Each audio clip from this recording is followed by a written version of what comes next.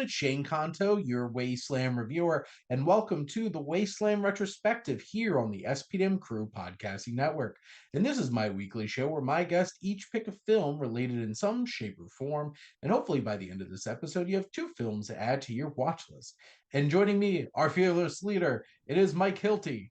Hello, hello. It's still very weird when people call me that, but I appreciate I it feel like I'm the nonetheless. only one that calls you that, Uh, so no, because Adam, anytime that we record, he always calls me the boss. And I'm like, "Heh." I'm channeling the Rocky and Bullwinkle reference there. Mhm. And God, I still cannot believe Robert De Niro played Fearless Leader. Yeah, that's a little rough, and I'm sure that one he'd want that one back. That could always be a pick show at some point. Don't tempt me. Don't tempt me. I will I we haven't could watched that in a long ass time. we could So do ill-fated cartoon live action. fucking adaptations. Could do that with Dudley Do Right. The Brendan Fraser, Dudley Phrase. Do Right, Yep, who, yep. you know what's funny?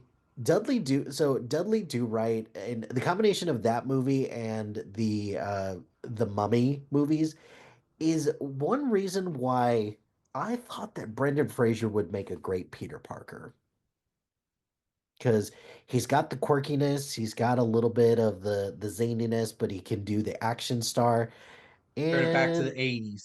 yeah, And Encino Man, Brendan Fraser, and just roll right in Spider-Man. There you go. damn right. Damn right. But we are not here to talk about that potential future episode.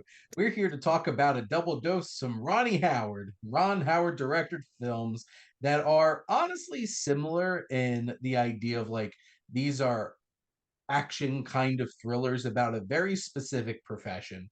And we have Backdraft about firefighters, and we have Apollo 13 about astronauts. Mhm. And I will say I had never watched Backdraft, so this was a first time watch for me.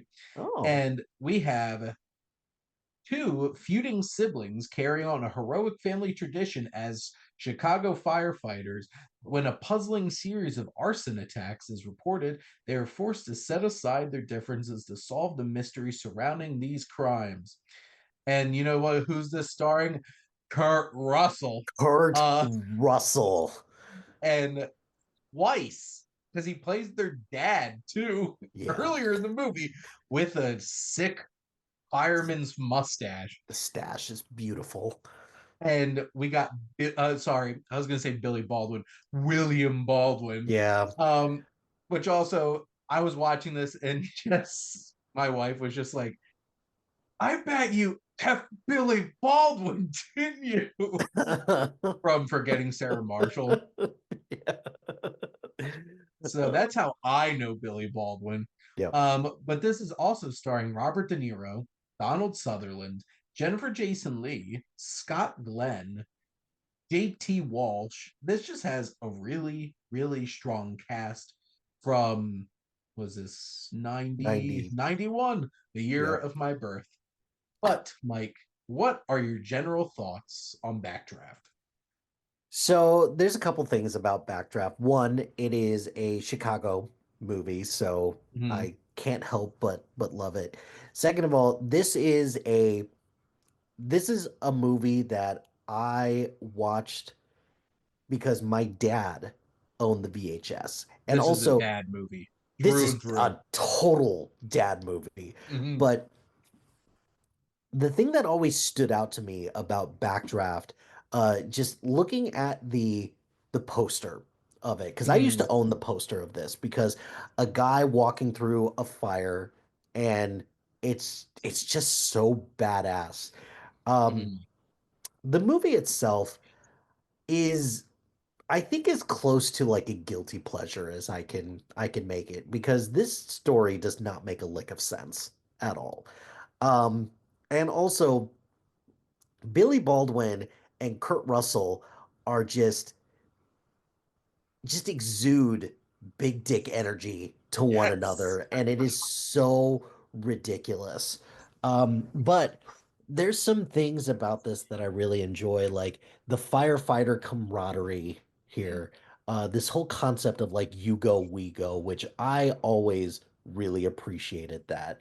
Um, Robert De Niro is like strangely good in this. Like his whole thing where he's talking about fire and how it's just Mhm. fire, all fire does is hate.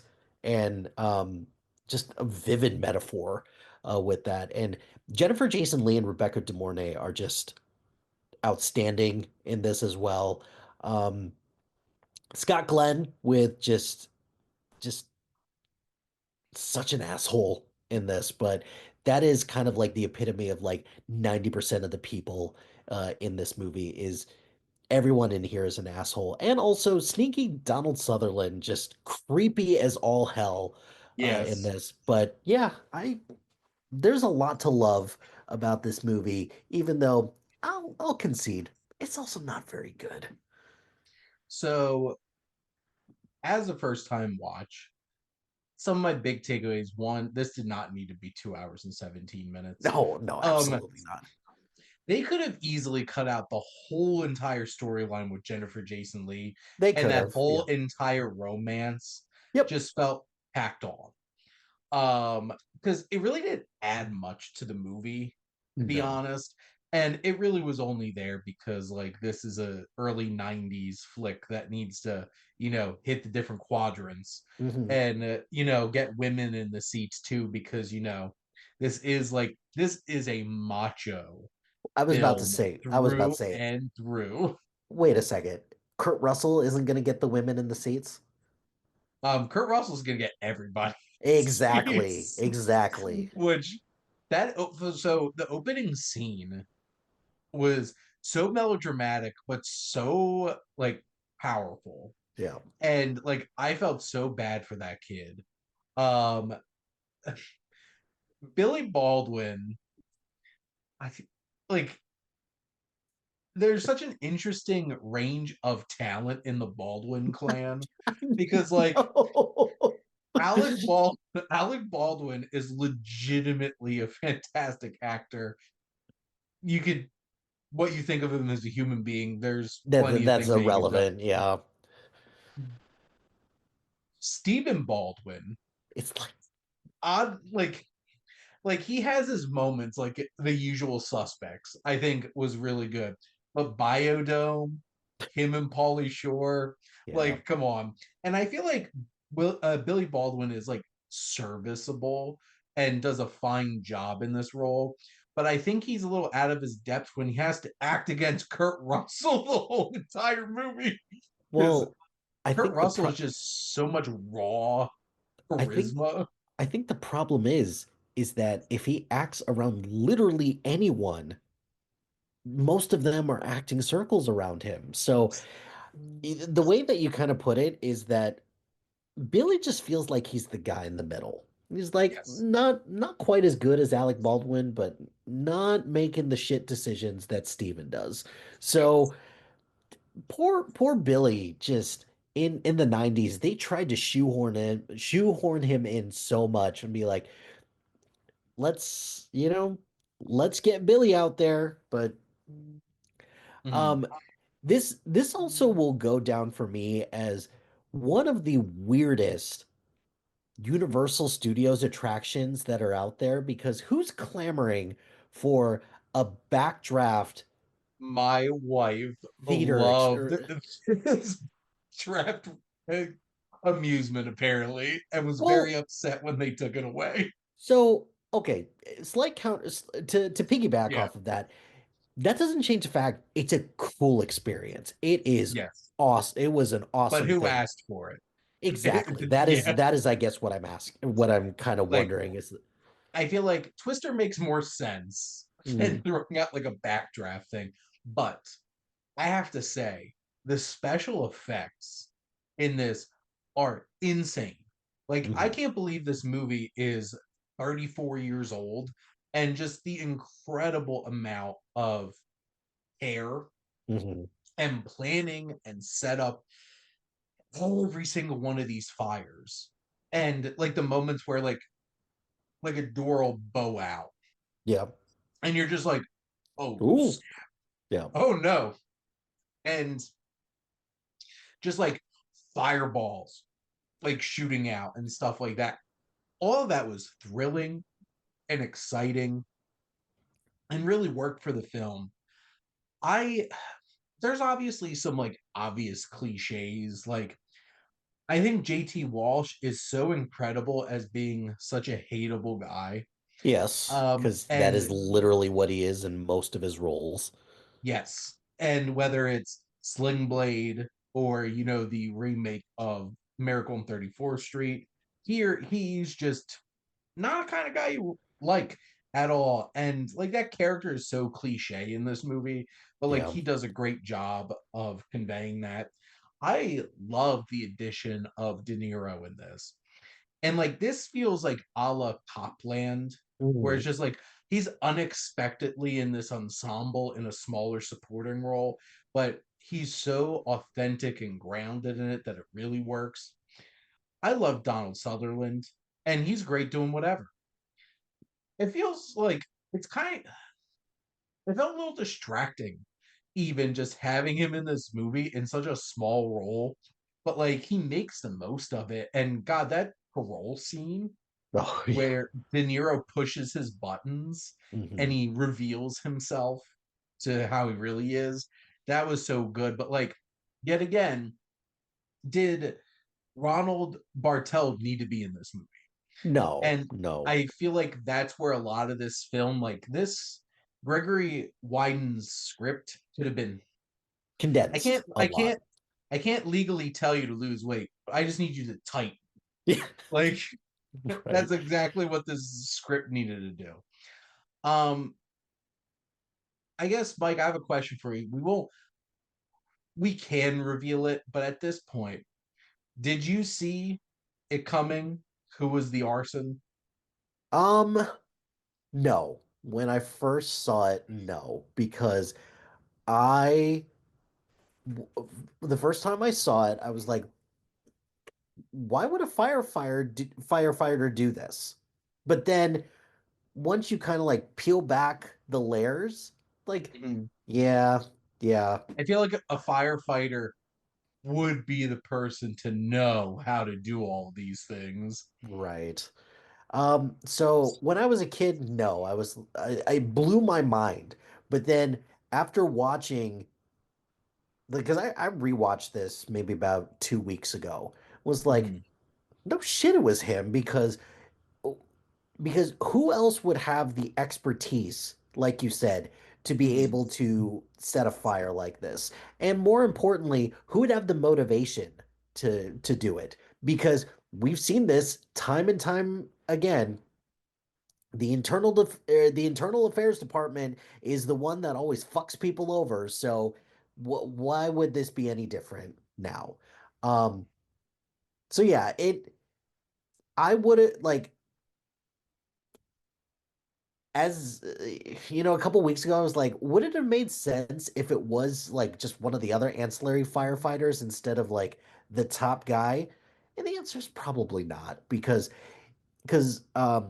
he's Scott Glenn is the one that has like the longest relationship with everybody. He's seen the most, he's been around the most, and he's probably the angriest about everything that's been happening. So yeah, okay, I buy that. That makes sense. I would rather I think it would made sense that he's the guy versus like a random stranger as well. Well, and I feel like the film tried too hard to hang it on Kurt Russell for you Yeah. to just be like, hey, we really want you to think it's Kurt Russell. And it's just Yeah. like, it's obviously not. You're trying It, way too hard you're to you're make that. trying way too hard and there's no way that this guy is that creative that they'll they'll find a way to backdoor this in into Kurt Russell. Which, and, you know, I'm a humongous Kurt Russell fan, Mhm. and I love the moments in this movie where he really gets to like let off some steam. Like when he gets in JT Walsh's face that first time, oh man, that was so damn satisfying. But I didn't expect this film to really be a tale of two stories of you have that first half of the film, that first chunk where it is these two brothers Yeah. with Just their button heads. conflict, button heads nonstop, and then Brian taking a different job, taking on a new mentor in Robert De Niro's Donald, and he's coming from a very different perspective Mhm. in terms of like he's not there doing the work. He's there trying to figure out why did we need to do the work? Mhm. Like how did this fire start? And I that point that you brought up about him, talking about the fire and understanding the fire, that scene was fantastic. One of the best scenes in the movie. I just feel like it's a little overlong. There's a Yes. few threads that could be cut out of it. It's an incredible action thriller. It has such great special effects and staging and all that stuff. I think William Baldwin is solid. I think he's solid. I think he does not stand out in a much more talented ensemble around him. Which is But weird there's, because he's kind of the de facto main character. So well, yeah, that's the thing is Brian is the main character, and he's the least interesting character out of all the main characters in the movie. yeah, that's tricky, but boy, Kurt Russell, like even just the end with everything with Kurt Russell, which watching that as a kid, I was like, no, there's no way because that was the first time. I guess I don't want to spoil that part. Well, I mean, shit, I've spoiled everything else already, but Yeah, this is a 34 year old film, so like this that sacrifice at the end that he dies and his funeral and everything just he hit. so between this and The Land Before Time with Littlefoot's mom, I was like, wow, movies can kill anybody, can't they? It's not just bad guys who die. It is Yeah. people who nobly sacrifice themselves for somebody that they love. That's a hard lesson for a kid to Yeah. learn. And also I would like to say this directly to Ron Howard. How dare you make me have to watch Kurt Russell die twice in this movie? So thanks a lot. So That's yes, uh that's a shitty move. Yeah, I agree with that. but like I like for a second I'm like, is Kurt Russell only in the opening scene of this movie? And like they didn't even make a big deal of him, but then you see the brother later, and I'm like, okay, I see what they were doing here. Right. Um, if this was made closer to today, it definitely would have been Kurt and Wyatt Russell Oh yeah, yeah, thrown in for there sure. for sure. Oh, that would have been an remake backtrack and have Wyatt Russell star in it. I'd much rather have Wyatt Russell than William Baldwin. Oh yeah, Um, yeah, no definitely. offense, no Up to, offense. uh, I mean, Mike doesn't care. We mean all the offense, William Baldwin. exactly. Any other thoughts on Backdraft before we shift gears into space? No, let's shift gears into space. Yeah, let's do it. Let's launch this rocket, and we're talking about Apollo 13. NASA must devise a strategy to return Apollo 13 to Earth safely after the spacecraft undergoes massive internal damage, putting the lives of the three astronauts on board in jeopardy. And we have obviously Ron Howard directing, starring Tom Hanks, Bill Paxton, Kevin Bacon, Gary Sinise, Ed Harris, um, Kathleen Quinlan, and some other notable like character actors thrown in there, which obviously in both of these movies, both starring Clint Howard, um, because you need Clint Mhm. Howard in a Ron Of Howard movie. course. Of course. But Mike, what are your general thoughts on Apollo 13? Before I get to my general thoughts, I have a question for you. Okay, Before this movie came out, did you even know that Apollo 13 was a thing? Because I sure as fuck didn't.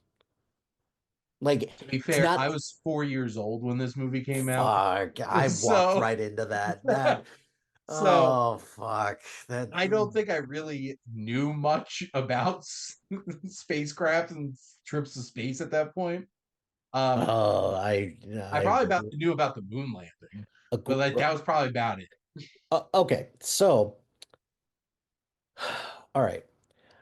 I'm about 10 years old when this movie comes out. Mm, So, I admit that I'm a bit of a history nerd, so I like mhm. reading up on history, but once it gets past World War II, I don't know, things like the space race and things where the US and the Soviet Union are trying to just get into a giant pissing match about everything, that's when I start to kind of check out and lose interest. So, Is that 2025? what's that? Isn't that 2025? Oh, Isn't it the sure. Soviet Union? Oh, I'm sorry. That's Oh, just Putin's Russia. Never mind. oh, Continue, oh, Mike. that's ouch, ouch. Yes, that's true.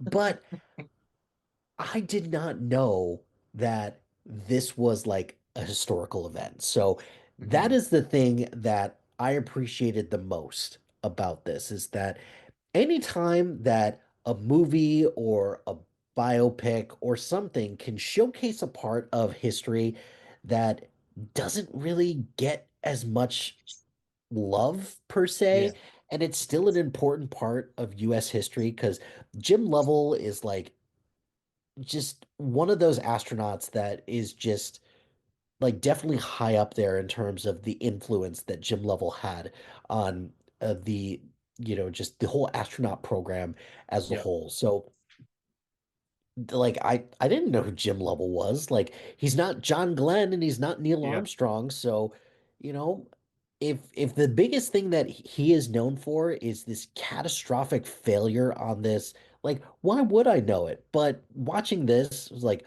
yeah, you should know stuff like this because at any point throughout the course of this whole mission, those three could have died. And also, is there a worse way to die than to drift off into space and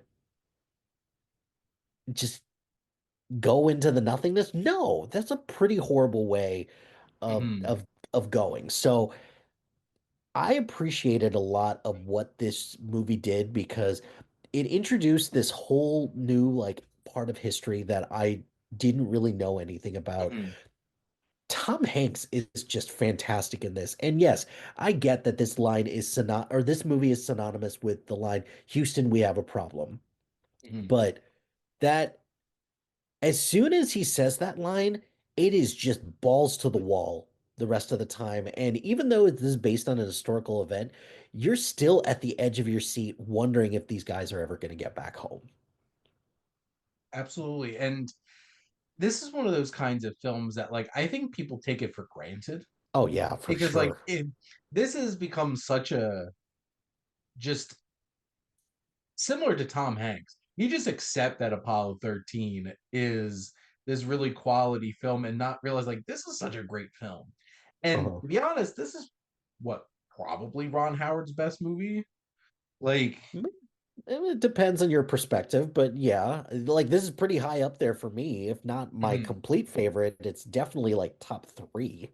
Well, and this film is 2 hours and 20 minutes. And unlike Backdraft, that feels like you could trim some stuff out. Like, this is very This efficient in what it's using its time for.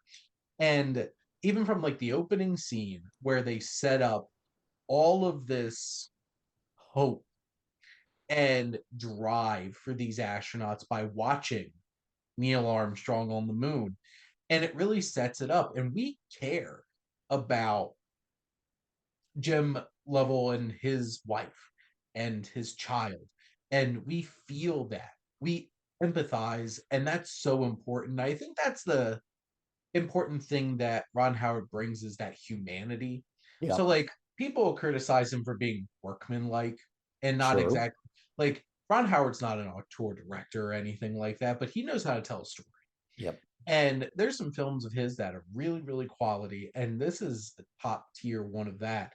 And it's like its effects, its practical effects, everything is so precise and well put together. This cast is great. Tom Hanks is like forget saving Matt Damon from everything imaginable. Like Mhm. we would want to save Tom Hanks. Um, Oh yeah, for sure. and he just gives so much. He has presence, he has leadership, he has empathy. Bill Paxton, love Bill Paxton, and putting Bill Paxton in anything just makes it better.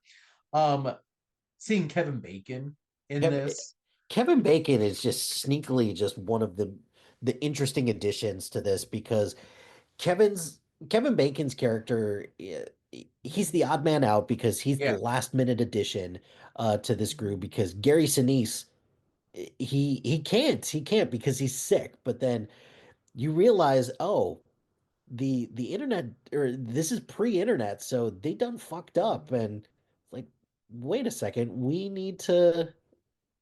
messed up because Bill Paxton's the one that's sick, mhm, not Gary Sinise. So that kind of sucks that that happened, but he's great. Ed Harris is just so good. the calm stoic presence that you need throughout this. And I I love, like, this might be my favorite Ed Harris performance because he is just so calm, cool, and collected the whole time trying to get these guys home. And then just that part at the end when like they finally come home. Spoiler alert for a movie that's For 30 years history. old and for history. Yeah. But when he just collapses on the chair and is just like, holy shit, I can't believe I pulled this off. That that's just amazing, and I loved it. Few notes about Ed Harris with hair. Yeah. Strange. Mhm. Um, his vest, chef's kiss. But Yeah. no, he's definitely such a great presence in this film. And you need somebody on the ground to be in charge. And they did it like there's one particular film that I think channels a lot of this, and that's Armageddon. Yeah, oh yeah, for sure. Billy Bob Thornton is certainly the Ed Harris of the Mm, situation. And like Kevin Bacon kind of feels like the Ben Affleck, a little younger and a little more brash, taking risks. And Tom, like Bruce Willis is the Tom Hanks, hmm. the more veteran, like grounded presence trying to keep this thing together. The Obviously, family connection, yeah. Armageddon is wild, Oh yeah, uh, for sure. crazy tone, different kind of movie. But this is a film that, and like, it captures the tone right. We feel for them. We're enjoying like him having his daughter's music is a nice touch because it brings a very different vibe on the ship. And there's moments of levity, there's great like raw moments. And um Tom Hanks's mother in the film has such like a mic drop moment, and I'm just like, damn, Damn. Granny, you got this. Hmm. Like, what was her exact? But like, I what was it? Are you scared? Question mark. And Susan nods like, well, don't you worry, honey. If they could get a washing machine to fly, my Jimmy could land it. I'm just like, Huh. Okay, "Uh, I not believe worried you. anymore. And Yeah. like, there's a really good quotes and moments. Like, obviously, the Houston, we have a problem. Like, that's just so iconic at this point. Yeah. And just the way that they are able to bring tension and suspense into this very close encounter inside this ship. And you just have such a great cast. I love Gary Sinise, and I would love Very to see sneeze. Gary Sinise in more things. But he, between this and Forrest Gump, he just brings such an authenticity Hmm. and groundedness. Which, can you imagine what it's like after making Forrest Gump with Tom Hanks and making this movie with Tom Hanks, like a year later? But and it's thrilling. It Hmm. keeps you on the edge of your seat. It never feels slow. It's just so perfectly paced and put together. This is a really impressive film, and Ron Howard, I think, should get a little bit more attention and credit for it. He should. I definitely agree. Going back to Tom Hanks for a second. So Hmm. he spanned from 1992 to 1990, let's go 99. Like maybe Mhm. even 2000. Okay, no, that's not true. Let's go 10 years. So from 1992 until 2002. This is the guy's movie credits, not talking about the TV show credits or any bullshit like that.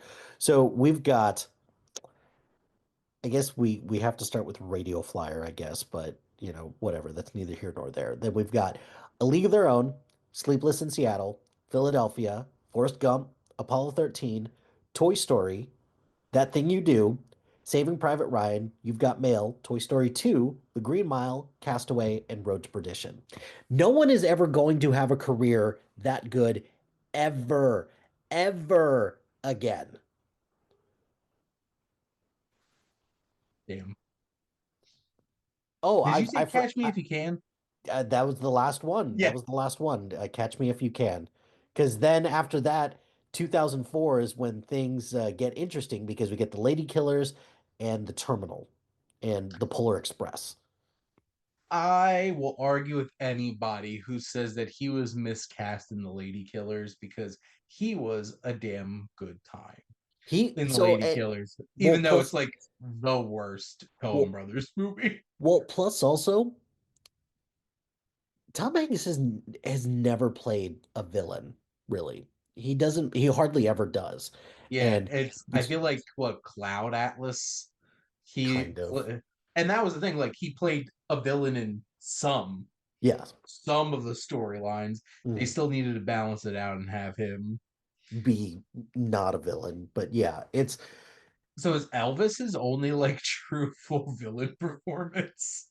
probably yeah, I could see that. And I don't know. I think I I personally don't mind the Lady Killers as much as other people do, but Mm. that is the different like that's the last Catch Me If You Can is the last like really, really good one before Tom Hanks starts to, you know, kind of settle into, you know, all the other stuff that he does, which not quite as good as that 10-year run, and ain't nobody gonna have a 10-year run like that ever again. It was great. It certainly was. And he he's still one of the most well, he should still be one of the most beloved actors, but that's an interesting conversation to have in 2025. Yes. Um, but it's just this cast is so perfect. Mhm. And there's the emotion. The film takes the time to set up stakes, Yep. and it's a state of the art put together kind of film. And this was a period where like Ron Howard was really firing on all cylinders Fire and in terms of directing. And like a lot of the times he just does like uh his most recent credits have been very interesting because like you have things like you know he made that Jim Henson documentary, Mhm. Rebuilding Paradise, which is about this documentary came out in 2020 and it was about the impending doom of California with fires. Well, So people should have watched that. yeah. He made Hillbilly Elegy, which is interesting. And I feel like the last like big movie he did was Solo, a Star Wars story, which so many people rag on him for because he wasn't Lord and Miller, Yeah, which is a shame. not exactly fair to do something like that, but still nonetheless, he's definitely still one of our best directors that we have Mm, out there. And just because he hasn't had like kind of some of the string of hits that he had before. Like I'd argue Rush is really good yep. still. Say what you will about the Da Vinci Code and Angels and Demons, but they're still entertaining enough. Cinderella Mhm. Man is still good, and then A Beautiful Mind. Ironically enough, I was on Robert and Foster's podcast, and we talked about EdTV, and Yeah. I called it inferior Truman Show, but upon rewatching it, I was like, it's adequate Truman Show. Not inferior, adequate. Here's the thing. You know who is an extremely talented, dynamic director? Peter Weir. Yep. And I feel like you know what you're going to get out of the directing of Ron Howard. You're going to get a good, high quality, well made film. It's just not going to have um it's just not going to have that same kind of in Hmm. terms of like being dynamic or particularly interesting in its direction.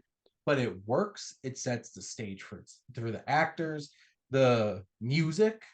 Hmm. Like the music in this just feels so damn triumphant and make it makes you proud. Honestly, makes you proud to be an American. Yeah, And so we need that sometimes nowadays. for sure. James Horner was an all-time great composer, and God, his 90s, in particular, Him and Tom kills it. Hanks, they had a hell of a '90s run, so good for them. There you go. Well, Mike, do you have anything else to add about Apollo 13? This is another one where the poster's outstanding, or in this case, the VHS cover when I had Mm-hmm. it. And one of my favorite things that has come about from like TikTok is the part where at the end when they're all like on the edge of their seats and then they start cheering. And then when TikTok splices in things like when Jon Snow wakes up to that scene, it just makes me so happy because it just keeps Apollo 13 in the pop culture zeitgeist, and I appreciate that. And it deserves it because Absolutely. this is a high quality, really, really damn good film. Mhm. Thank you, Ron Howard. Thank you. Yep, Thank absolutely. Brought our homes, you brought our boys home. Good for you. you. Good for you. But Mike, thank you as always for coming on and chatting movies with me. Absolutely. Thanks. Thanks for indulging me on this one, Shane. Appreciate Of it. course. And next episode, Luke's going to be here, and we're going to be getting weird and doing a double dose of David Lynch with Blue Velvet, and especially Eraserhead. Hmm. Very interesting conversation, I am sure. But next month, Mike and I are going to be highlighting Slumdog Millionaire, a film that won Best Picture, but honestly, the shine on it has lost a bit of its luster, and we're going to check it out and give it a good watch. And we're going to be watching Jawar, which is a film that directly influenced it from 1975 Bollywood cinema. But that's a wrap here on the Wasteland Retrospective. Make sure to like, comment, and share on this episode. What's your favorite Ron Howard film? Mine's Parenthood. I love that movie. Mm. But let us know. And also make sure to follow or subscribe wherever you listen to your podcast. The SPDM Crew podcasting network is always expanding. If you're interested in starting a podcast, reach out to Mike. Um, and yes, and if you wanted to join any of our shows, please feel free to reach out and join the crew. And if you like our logo, check out HiFlyer Creative for all your digital marketing needs. But most importantly, thank you as always for tuning in and supporting the Wasteland Retrospective here on the SPDM Crew Podcasting Network.